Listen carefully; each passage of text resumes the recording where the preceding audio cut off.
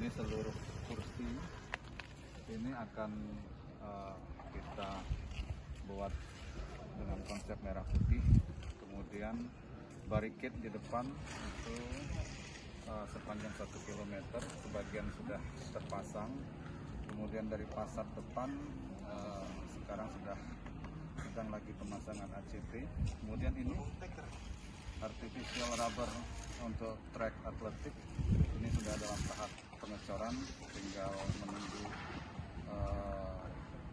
rubbernya yang datang dari mana, dari mana? Jakarta. Dari China. Kemudian ruang ganti atlet termasuk locker, bench pemain, ya kursinya tadi sudah dilihat. Kemudian lobi utama ini diperbaiki juga, termasuk ini ada penambahan kapasitas lampu. Sekarang kondisinya 2.374 lux, akan kita tingkatkan menjadi sekitar 2.500 lux. Kemudian